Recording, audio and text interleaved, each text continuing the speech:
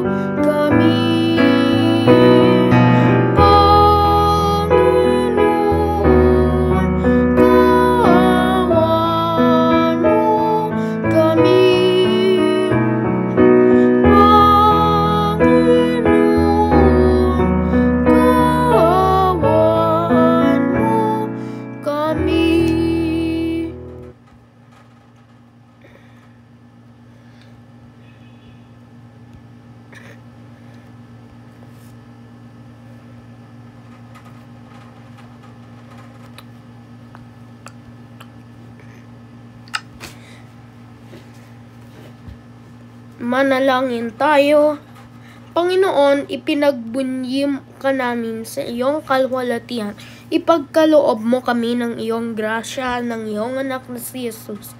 Bagamat sa mga Kristiyano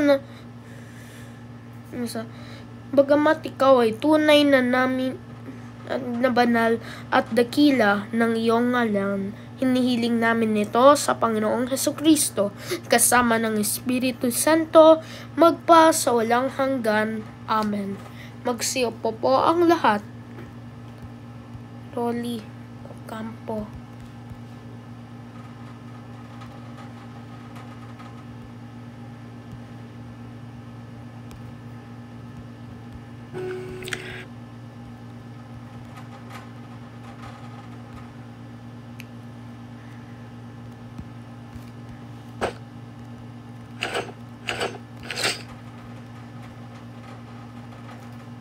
Ang unang pagbasa mula sa aklat ni Josue.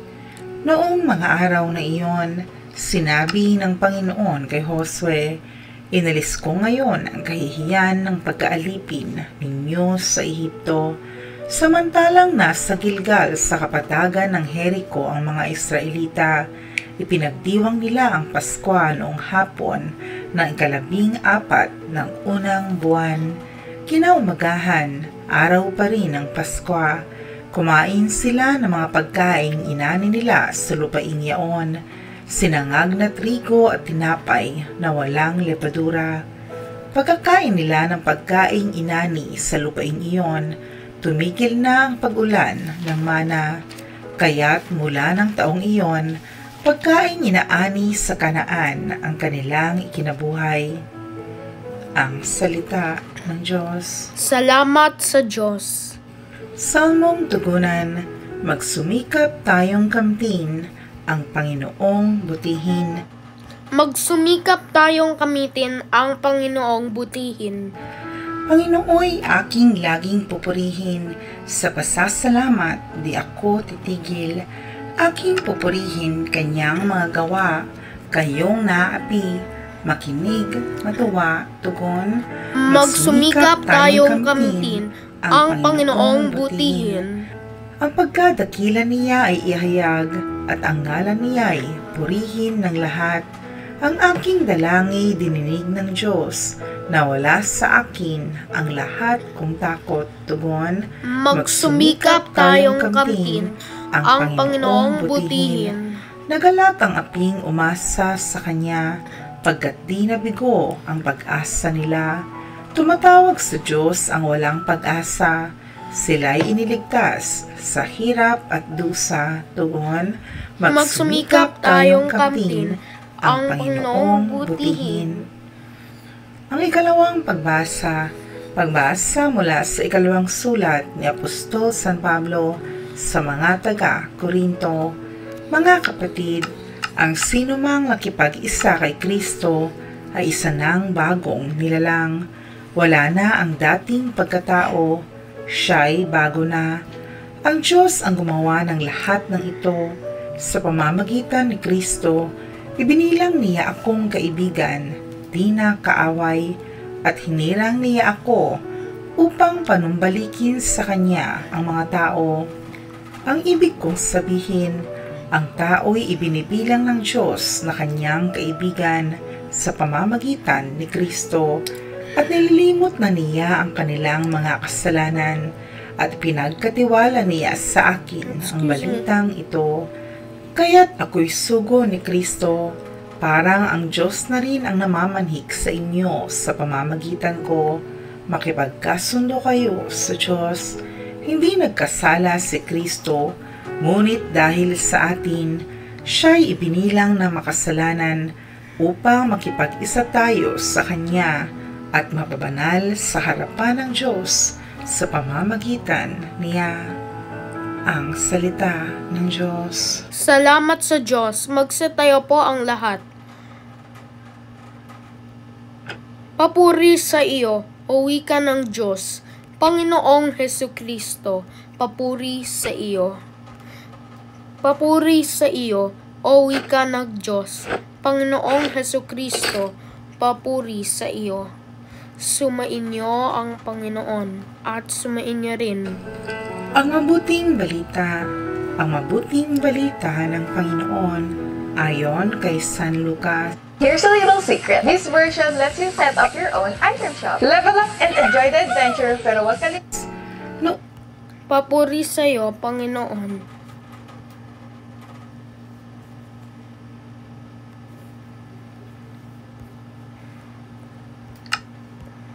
noong panahong iyon, ang mga publikano at ang mga makasalanan ay nagsisilapit upang makinig kay Jesus. Nagbulong-bulungan ang mga Pariseo at ang mga eskriba.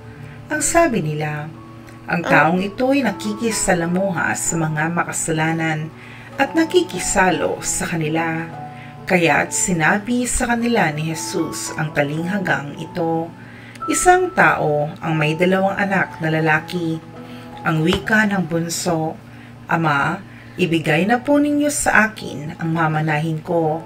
At binahagi sa kanila ng ama ang kanyang ari-arian. Pagkalipas ng ilang araw, ipinagbili ng bunso ang kanyang ari-arian at nagtungo sa malayong lupain, taglay ang buo niyang kayamanan at dooy nilustay na lahat sa tiwastong pamumuhay. Nang malustay na niya ang kanyang kayamanan, nagkaroon ng matinding tagutom sa lupaing yaon at nagdalita siya. Kaya't namasukan siya sa isang mamamayan ng lupaing yaon. Siya'y pinapunta nito sa bukid upang mag-alaga ng baboy.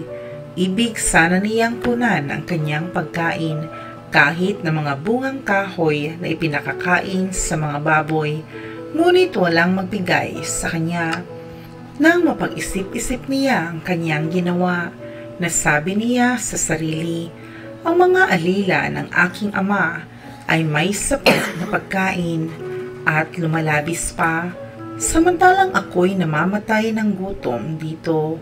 Babalik ako sa kanya at sasabihin ko, Ama, nagkasala po ako sa Diyos at sa inyo. Hindi na po ako karapat-dapat na tawagin ninyong anak. Ibilang na lamang ninyo akong isa sa inyong mga alila. At tumindig siya at pumaroon sa kanyang ama. Malayo pa'y natanawan na siya ng ama at ito'y labis na nahabag sa kanya. Kaya't patakbo siyang sinalubong, niyakap at hinagkan. Sinabi ng anak, Ama, nagkasala po ako sa Diyos at sa inyo. Hindi na po ako karapat-dapat na tawagin ninyong anak. Ngunit tinawag ng ama ang kanyang mga alila. Madali, dalhin ninyo rito ang pinakamahusay na damit at isuot sa kanya. Suotan siya ng singsing at panyapak. Kunin ang pinatabang guya at patayin. Kumain tayo at magsaya, sapagkat namatay na ang anak kong ito, ngunit muling nabuhay. Nawala, ngunit nasumpungan, at sila'y nagsaya. Nasa bukid noon ang anak na panganay. Umuwi siya at nang malapit na sa bahay, ay narinig niya ang tugtugan at sayawan. Tinawag niya ang isa sa mga alila at tinanong, Bakit? May ano sa atin? Dumating po ang inyong kapatid, tugon na alila. Ipinapatay ng inyong ama ang pinatabang guya, sapagkat nagbalik siyang buhay at walang sakit. Nagalit ang panganay at ayaw itong pumasok sa bahay, kaya't lumabas ang kanyang ama at inamo-amo siya. Ngunit sinabi nito, Pinaglingkuran ko po kayo sa loob ng maraming taon at kailanmay hindi ko kayo sinuway. Ngunit ni minsay hindi ninyo ako binigyan ng kahit isang bisirong kambing para magkatuwaan kami ng aking mga kaibigan. Subalit nang dumating ang anak ninyong lumustay ng inyong kabuhayan sa masasamang babae, ipinagpatay pa ninyo ng pinatabang guya. Sumagot ang ama, Anak, lagi kitang kapiling. Ang lahat ng ari-arian ko'y sa iyo. Ngunit dapat tayong magsaya at magalak, sapagkat namatay na ang kapatid mo, ngunit muling nabuhay. Nawala, ngunit nasumpungan. ang mabuting balita ng Panginoon. Pinupuri ka namin, Panginoong Hesukristo. Magsiupo po ang lahat. Magandang umaga po sa inyong lahat, mga kapatid. Magandang umaga po, Father. Dito naman sa ating kasuotan at kulay ng Kwaresma ay violet. Yun yung kulay ng kalungkutan, yung violet. Pero kasi ang sinisimbolo ngayon ay ang kulay rosas. Yung kulay na rosas ay nagsisimbolo ng araw ng kagalakan o Laetare Sunday. Dito naman sa ating ebanghelyo ay maganda. Ito kasi ang mapagpatawad na ama ipinatawad ng ama sa kanyang anak. Kaya bakit raw sinasabi na kailangan magpatawad sa iba't iba? Ngunit 'di ba alam ninyo na ito yung kagalakan, hindi na to kalungkutan. Salamat sa Diyos na hindi na itong kalungkutan, kagalakan na. Alam ninyo bakit kagalakan ang itong mga pagbasa? Ito yung araw ng kagalakan, ang linggo ng kagalakan, kung saan sinasabi na ang magpagpatawad na ama sa kanyang anak, ang bunsong anak, ang ipinatawad ng ama. Ipinatawad ng ama ang bunsong anak.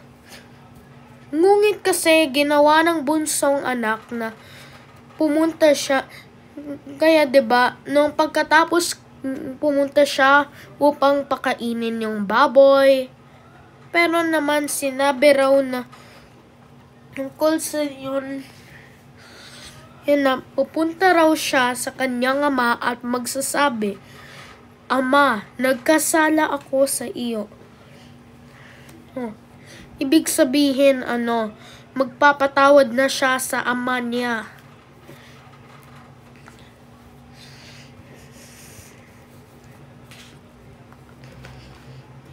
Salamat sa Diyos na nakapunta kayo dito sa simbahan. Palakpakin natin sila. Ngunit dito naman, sa sinasabi na ipagpapatawad ninyo ang mga nagkasala sa iyo, kailangan, importante kasi yan. Kasi 'di ba okay lang magpatawad kasi maganda yon na nagpapatawad ka sa mga ibang tao na nagkasala. Ibig sabihin, parang ipinatawad mo ang Diyos. Parang ang magpagpatawad na ama sa anak niya doon sa ating ebanghelyo. Kaya dito naman sinasabi upang sa itong pagbasa na ayon sa bunsong anak na sa ebanghelyo ng mapagpatawad na ama. Pero naman yung isa pang na sinasabi tungkol dito, pinaglilingkuran ko po kayo sa loob ng maraming taon at kailanmay hindi ko kayo sinuway. Ngunit ni minsay hindi ninyo ako binigyan ng kahit isang bisirong kambing para magkatuwaan kami ng aking mga kaibigan. Subalit nang dumating ang anak ninyong lumustay ng iyong kabuhayan sa masamang babae, ipinagpatay pa ninyo ng pinatabang guya. Ipinatay raw nila yung pinatabang guya.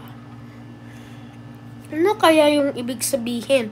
Kaya dito sa kulay roses ay nagsisimbolo ng kagalakan kung saan kaya nga 4th Sunday of Lent at rin yan, ika-4 na linggo ng Kwaresma, at doon sinasabi na kagalakan ba yun? Opo, kagalakan naman yan. Bakit? Kagalakan naman yun kasi ayon sa pagbasa natin, ayon kay Josue, sinasabi raw Inalis ko ngayon ang kahihiyaan ng pagkaaalipin ninyo sa Ehipto, samantalang nasa Gilgal, sa kapatagan ng Jericho, ang mga Israelita. Ipinagdiwang nila ang Pasko noong hapon ng ikalabing apat ng unang buwan. Kinumanggahan, araw pa rin ng Pasko. Kumain sila ng mga pagkaing inani nila sa lupaing yaon, sinanggag ng trigo at tinapay na walang lebadura. Pagkakain nila ng pagkaing inani sa lupaing iyon, tumigil na ang pagulan ng mana, yung uulan na may mana. Alam ninyo ang mana, tinapay yon na sinabi ng Diyos noong sa araw ni Moises. Pero ito naman ay ayon sa unang pagbasa natin na sinasabi. And advance your career on LinkedIn. Get the app today. Bakit naman ito? Wait lang. Kaya dito naman sinasabi na ayon sa ikalawang pagbasa natin, na sinasabi, mga kapatid, ang sinuman nakipag-isa kay Kristo ay isa ng bagong nilalang. Wala na ang dating pagkatao. Siya'y bago na ang Diyos, ang gumawa ng lahat ng ito. Sa pamamagitan ni Kristo, ibinilang niya akong kaibigan, di na kaaway, at hinirang niya ako upang panumbalikin sa Kanya ang mga tao. Ang ibig kong sabihin, ang tao'y ibinibilang ng Diyos na Kanyang kaibigan sa pamamagitan ni Kristo at nililimot na niya ang kanilang mga kasalanan. Dito naman kasi sa ating mga pagbasa ay napakaganda kasi araw ng kagalakan. Ang kagalakan ay nagpapakita ng joyful, jolly, happiness. Nagpapakita nun ng mga happiness, kagalakan. Iba pang mga salita ang kagalakan, masaya. Hindi yun kalungkutan. Ang kalungkutan naman kasi ay ayon sa kulay violet, kung saan hindi. Pero dito naman, dahil sa pagpapatawad ng Ama, sinabi na ito ay ang araw ng kagalakan, hindi kalungkutan. Parang naggagalak lang kayo sapagkat nagpatawad ng Ama ang anak. At sinabi naman na sinabi ng anak, Ama, nagkasala po ako sa Diyos at sa inyo. Hindi na po ako karapat-dapat na tawagin ninyong anak. Ngunit tinawag na Ama ang kanyang mga alila. Madali, dalhin ninyo rito ang pinakamahusay na damit at isuot sa kanya. Salamat sa Diyos. Suotan siya ng singsing at panyapak. Kunin ang pinatabang guya at patayin. Kumain tayo at magsaya. Salamat sa Diyos dahil sa itong ebanghelyo. Kaya dito naman, ito ang ang masaya. At sinabi naman na ayon na hindi na po ako karapat-dapat na tawagin ninyong anak. Ibinilang na lamang ninyo akong isa sa iyong mga alila. Ang alila naman ay parang sa mga alila ng kanyang ama, ang bunsong anak.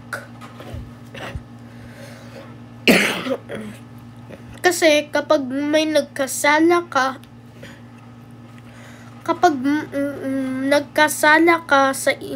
sa tao, nagkasala ka rin sa Diyos. Ganun, mamaya magtanong pa kayo, ganun ba yun, Father? Tama, kasi doon sa ating mga pagbasa, ang ika-4 na linggo ng Kwaresma, kagalakan. Pero sinabi, nagkasala po ako sa Diyos at sa inyo. Ibig sabihin, nagkasala siya sa kanyang ama at nagkasala rin siya sa Diyos. Pero buti, pinatawad ng ama ang kanyang anak. Buti na lang kumain sila at magsaya sila. Nagsaya sila. Ibig sabihin, joyful. Paggalak. Nagagalak sila. Excuse me. Ang ibig sabihin ng ito, nangungit muling nabuhay, nawala, ngungit na sumpungan, at sila'y nagsaya. Pero nasa bukid noon ang anak na pangangay. Umuwi siya at nang malapit na sa bahay ay narinig niyang tugtugan at sayawan. Yung parang party. Pero tinawag niya ang isa sa mga alila at tinanong, bakit? May ano sa atin? Dumating po ang inyong kapatid. Tugon ng alila. Ipinapatay ng inyong ama ang pinatabang guya sapagkat nagbalik siyang buhay at walang sakit. Nagalit naman ang pangangay at ayaw itong pumasok sa bahay. Kaya't lumabas ang kanyang ama at inamu siya. Ngunit sinabi nito, pinaglingkuran ko po kayo sa loob ng maraming tao at kailanmay hindi ko sinuway. Ngunit ni minsay hindi ninyo ako binigyan ng kahit isang bisirong kambing para magkatuwaan kami ng aking mga kaibigan. Subalit nang dumating ang anak ninyong lumustay ng iyong kabuhayan sa masamang babae, ipinagpatay pa ninyo ang pinatabang guya. Sumagot ang ama,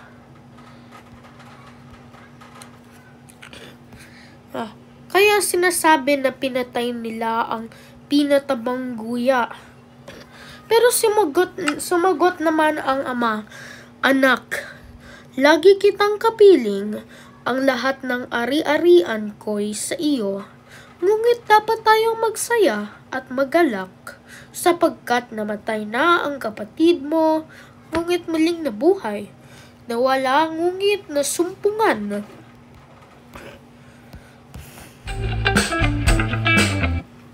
Pero dito naman sa sinasabi natin, hindi ito ibig sabihin magagalak pa kayo. Ang dito naman ay ayon sa mga pagbasa lang to.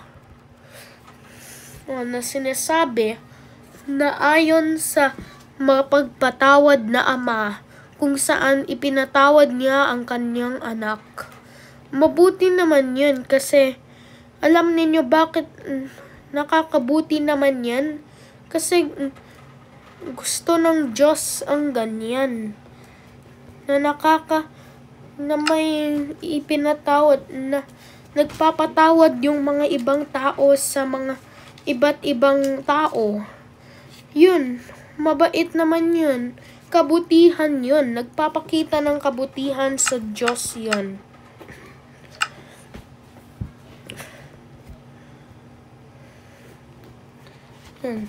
Kaya dito naman,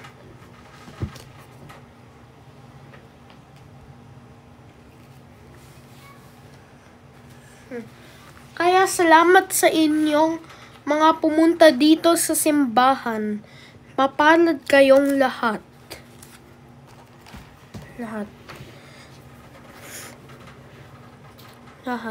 Mapalad kayong lahat. Ibig sabihin, blessed kayo. Pinagpala kayo. Mapalad kayo. Kaya salamat na pumunta kayo dito upang makinig sa itong pagbasa ng kagalakan. Salamat. po. Kaya ito po ang ating mga pagbasa na ayon sa Amen. Magsitayo po ang lahat at sabay-sabay natin sumasampalataya ako sa Diyos sa mga makapangyarihan sa lahat na may gawa ng langit at lupa. Sumasampalataya naman ako kay Hesukristo, ang isang anak ng Diyos, Panginoong nating lahat. Nagkatawang tao siya, lalang ng Espiritu Santo, pinanganak ni Santa Maria Berhen, pinagpakasakit ni Poncio Pilato, ipinako sa krus, namatay at inilibing, na naog sa kinaroroonan ng mga yumaon, at sa ikatlong araw ay nabuhay muli. Umakyat siya sa langit. Naluluklok sa kanan ng Diyos ang mga makapangyarihan sa lahat. Doon magmumula at hukom ang mga nangabuhay at nangamatay na tao. Sumasampalataya naman ako sa Espiritu Santo, sa banal na simbahang katolika, sa mga banal na mga santo, sa kapatawaran ng mga kasalanan, at sa buhay ng maguli ng nangamatay na tao, at sa buhay na walang hanggan. Amen. Panginoong ating Diyos, na maging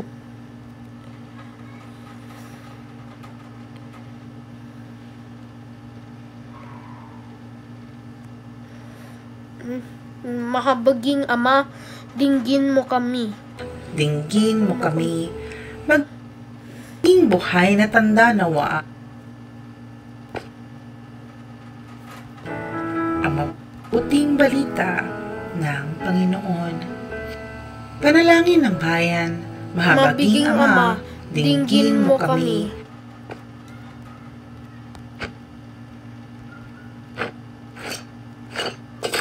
Maging buhay na tanda nawa ang lahat ng kasapi ng simbahan ng pag-ibig at pagpapatawad mo, Ama, lalong-lalo na sa mga taong tumalikod o nagdududa sa pananampalataya. Manalangin tayo. Mahabaging Ama, dinggin mo kami. Magsumikap nawa ang mga kawani ng pamahalaan na panatilihin ang kapayapaan, pangalagaan ang kalikasan, at ipagtanggol ang karapatang pantao. Manalangin tayo. Mahabaging Ama, dinggin mo kami. Maging daan nawa ng awa at pag-ibig ng Diyos ang kabataan, lalo na sa kanilang pamilya, mga kaibigan, at sa mga taong nakararanas ng matinding kalungkutan at pagdurusa. Manalangin tayo. Mahabaging Ama, dinggin mo kami. Gamitin nawa ng bawat isa ang social media upang ipalaganap ang kultura ng pagkakaisa at katotohanan at labanan ang kultura ng galit at kasinungalingan. Manalangin tayo. Mahabaging Ama, dinggin mo kami. Matagpuan nawa ng mga minamahal naming pumanaw ang kapayapaang walang hanggan sa yakap ng Panginoon. Manalangin tayo. Mahabaging Ama, dinggin mo kami. Sa ilang sandali ng katahimikan, ating ipanalangin ang iba pang mga pangangailangan ng ating pamayanan, pati na rin ang ating pansariling kahilingan.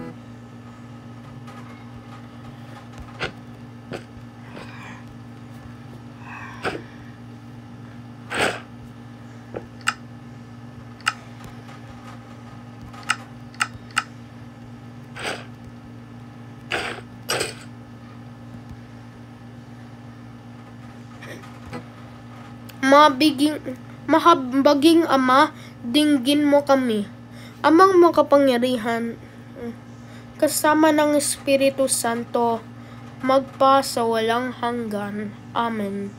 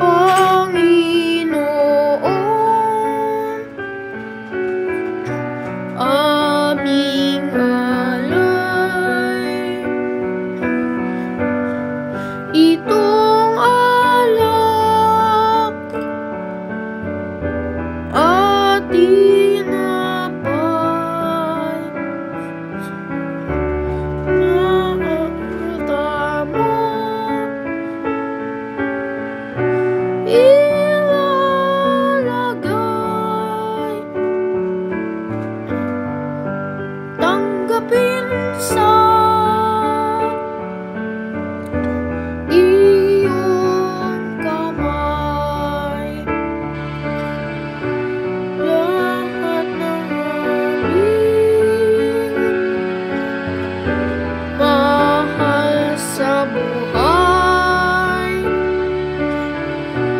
Lahat ng langit aring taglay, talino at kabuhay.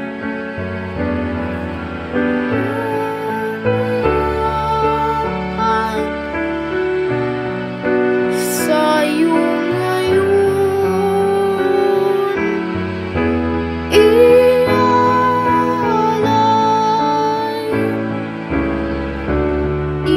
itong alak at tinapay. Magiging Kristo tunay, gawin pa rin aming buhay. Pagkat sa'yo dumalisay. Manalangin kayo mga kapatid, ng sakripisyo sa makapangyarihang Diyos ay matatanggap makapangyarihang Diyos. Tanggapin nawa ng makapangyarihang Diyos ang itong mga sakripisyo para sa papuri at walhati sa kanyang ngalan, para sa kabutihan namin at ang kabutihan ng kanyang banal na sambayanan. Manalangin tayo. Ama naming makapangyarihan, upang sa itong araw ng kagalakan ng sa muling pagkabuhay ng iyong anak na si Jesus, hinihiling namin ito kasama ng Espiritu Santo magpasawalang hanggan. Amen. Sumainyo ang Panginoon at sumainyo rin. Itaas sa Diyos ang inyong puso at diwa. Itinaas na natin sa Panginoon. Pasalamatin natin ang Panginoong ating Diyos. Marapat na siya'y pasalamatan. Ama naming makapangyarihan, ng itong 40 araw ng Kwaresma at sa Pasko ng muling pagkabuhay ng iyong anak na si Jesus, ang sinasabi ayon sa ngayon yung mga anghel at mga arkanghel ay nagsisiawit ng papuri sa iyo ng magpasawalang hanggan. Magpasawalang hanggan. When it's got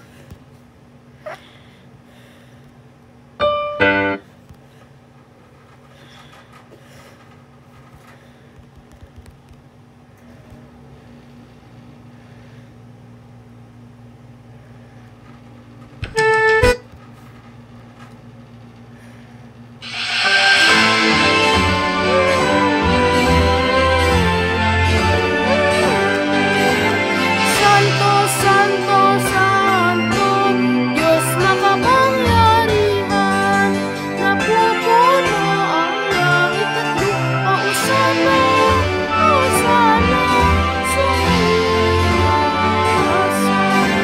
Nagpaalam na parisan, Panginoon.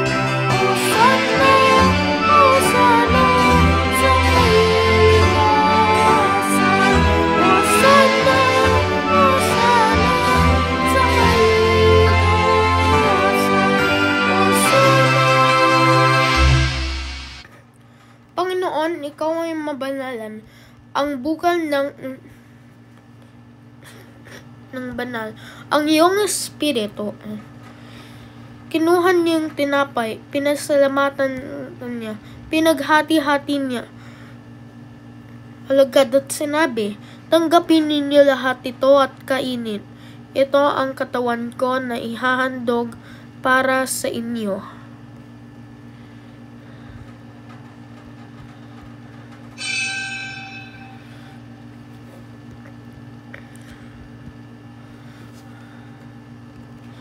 Pagkatapos ng hapunan, kinuha niyang kalis, pinasalamatan, inabot sa kanyang alagad at sinabi, "Tanggapin ninyo lahat ito at inumin. Ito ang kalis, ito ang dugo ko na walang hanggang tipan. Ang aking dugo ay pagpapatawad ng mga kasalanan. Gawin ninyo ito sa pag-alala sa akin."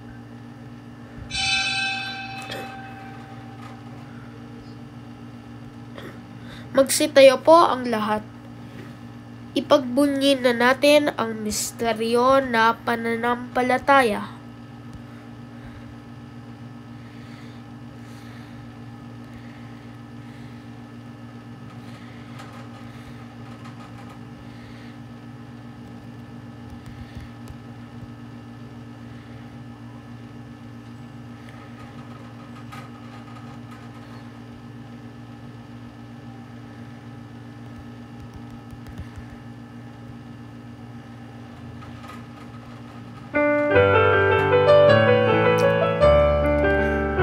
Si Kristo ay gunitain, sarili ay inihain, bilang pagkain inumin, pinagsasaluhan namin, hanggang sa siya'y dumating, hanggang sa siya'y dumating.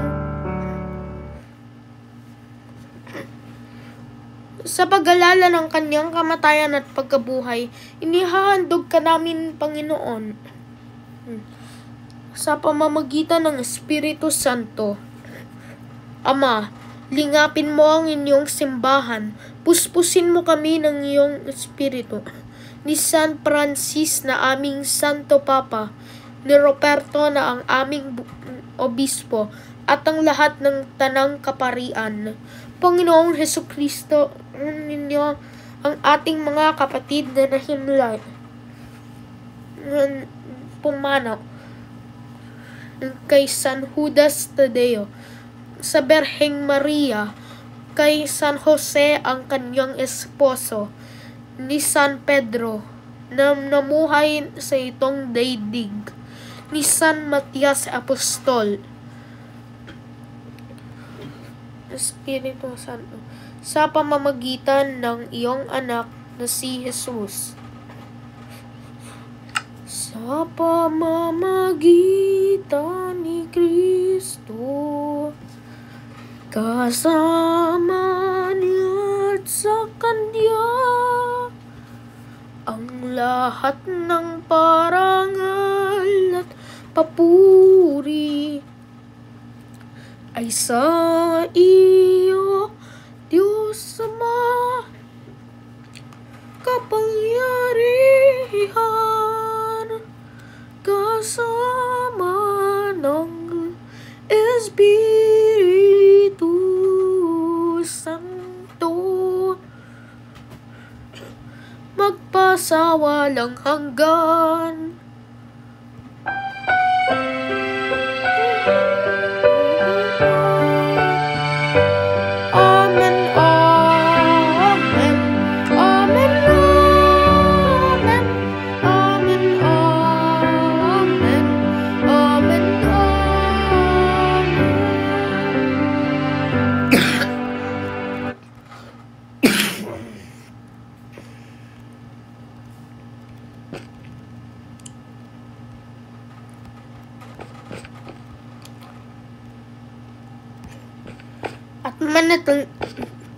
At manalangin tayo sa Ama namin sa mga salita na binigay ng ating tagapagligtas.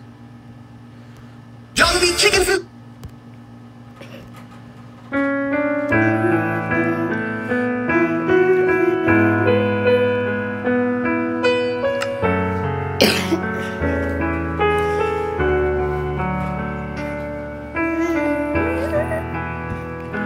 Ama namin, sumasalangit ka, sambahin ang ngalan mo, mapasa amin ang kaharian mo. Sundin ang loob mo dito sa lupa para ng sa langit. Bigyan mo po kami ngayon ng aming kakanin sa araw-araw at patawarin mo kami sa aming mga sala para ng pagpapatawad namin sa nagkakasala sa amin.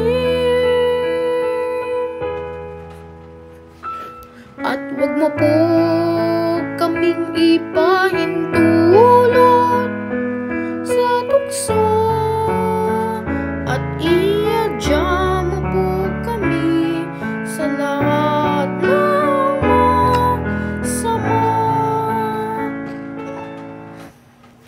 Iadya mo po kami, O Panginoon, sa lahat ng masama at ibigay mo po kami ng grasya. Sa tulong ng iyong awa, tayo ay iligtas sa mga kasalanan na tayo ay naghihintay para sa pagdating ng ating Panginoon na si Jesus, sapagkat sa iyong kapangyarihan at kapurihan ngayon at magpakailanman. Amen.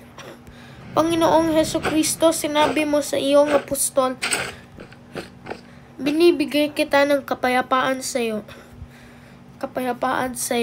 Huwag kayong humarap sa kasalanan, pero humarap kayo sa pananampalataya ng simbahan. Ibigay mo po kami ng kapayapaan na magpasa walang hanggan. Amen.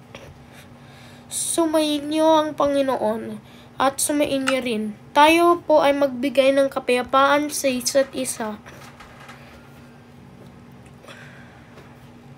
Kordero ng Diyos na nag-aalis ng mga kasalanan ng sanlibutan, maawa ka sa amin. Kordero ng Diyos na nag-aalis ng mga kasalanan ng sanlibutan, maawa ka sa amin. Kordero ng Diyos na nag-aalis ng mga kasalanan ng sanlibutan,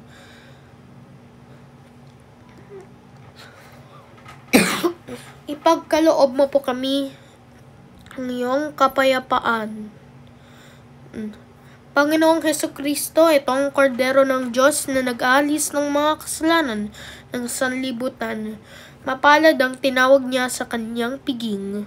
Panginoon, di ako marapat-dapat na magpatuloy sa iyo, ngunit sa isang salita mo lamang ay gagaling na ako.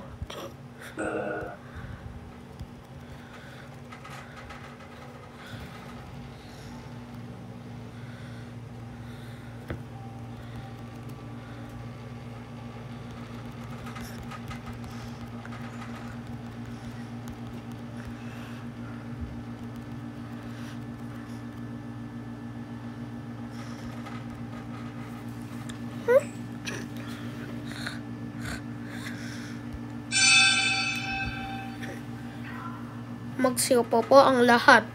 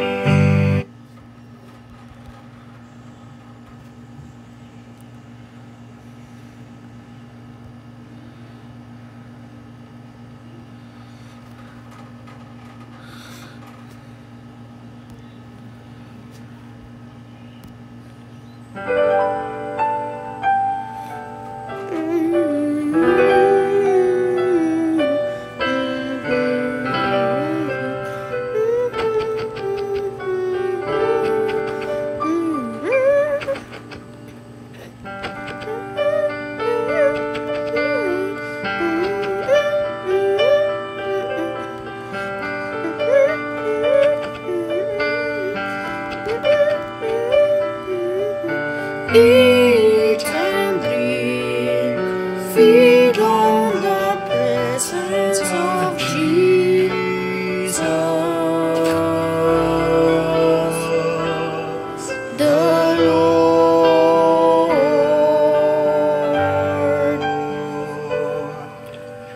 Come to me, all you who labor and find your rest.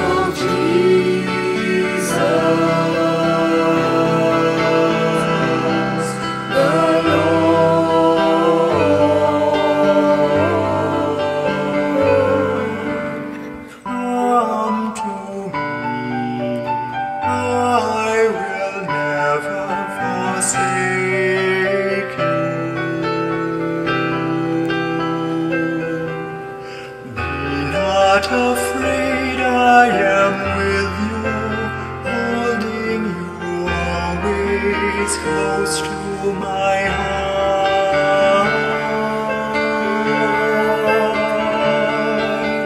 Eat and drink, feed on the presence of Jesus,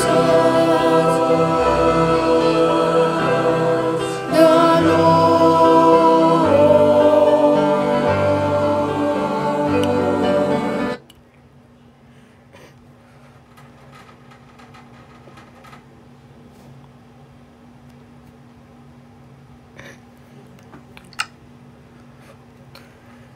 Manalangin tayo.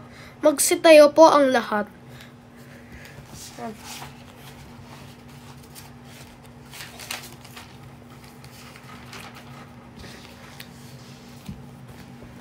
Panginoon, para sa mga 40 araw ng Kwaresma, kami ay naghahanda sa pagkabuhay ng maguli ng iyong anak na si Jesucristo.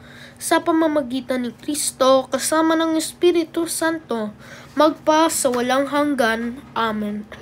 Magsiupo po ang lahat para sa mga sandaling parish announcements.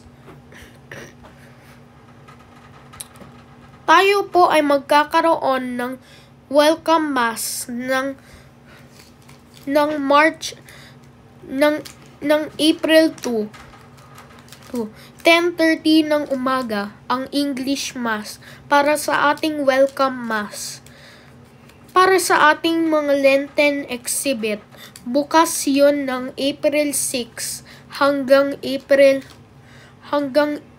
15. Ang oras ng exhibit na yon ay 9 a.m.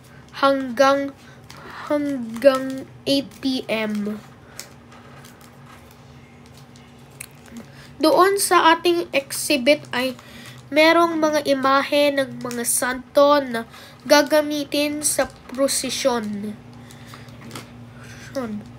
At sa April 13 ay magkakaroon tayo ng linggo ng palaspas. Available yung mga palaspas dito sa ating parish office malapit sa simbahan. Pwede kayo makakuha dito ngayon yun pagkatapos ng misa sa hanggang April 12. Para ng April 16, tayo po ay magkakaroon ng Miyerkules Santo. At doon ay magkakaroon tayo ng bisita iglesia o Pilgrims of Hope kung saan tayo magkakaroon ng field trip. Ang call out nun ay 2 o'clock a.m. At ang arrival ay 3:30 a.m. At ang departure at ang boarding nila ay 4:30 p.m. ay 4:30 a.m. Kasama po si Father Victor. Pero sa ating misa ng rito ng Tenebrae ng Miyerkules Santo ay ang punong tagapagdiwang si Reverendo Padre Santiago Flores.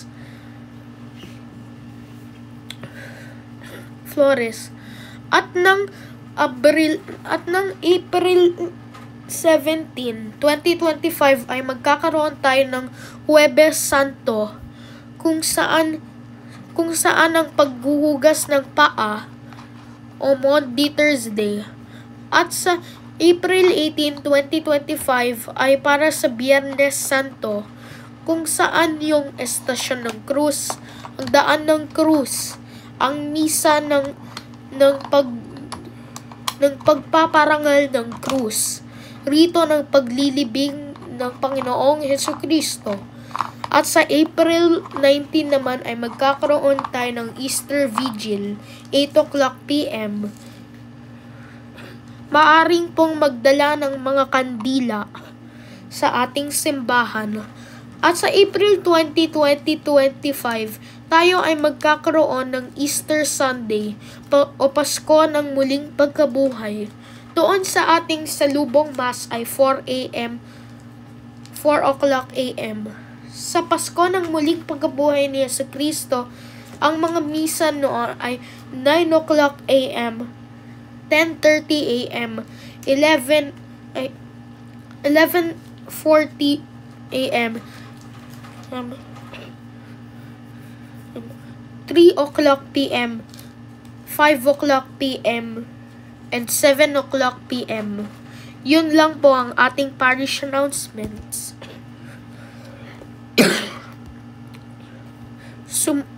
Sumain niyo ang Panginoon at sumain niyo rin ang Panginoong Diyos ng Ama, ng Anak, at ang Espiritu Santo. Amen. Tapos na po ang ating misa. Humayot kayong mapayapa. Salamat sa Diyos.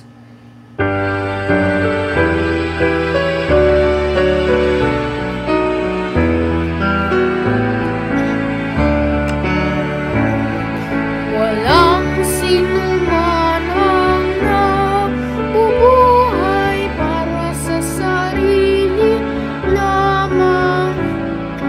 Walang sinuman ang namamatay para sa sarili lamang. Tayong lahat ay may pananagutan sa isa't isa. Tayong lahat ay tinipo ng Diyos na kapiling niya. Sa ating pagmamahalan paglilingkod sa kanluran, tayo'y nagdadala ng balita ng kaligtasan. Tayong lahat ay may pananagutan sa isa't isa. Tayong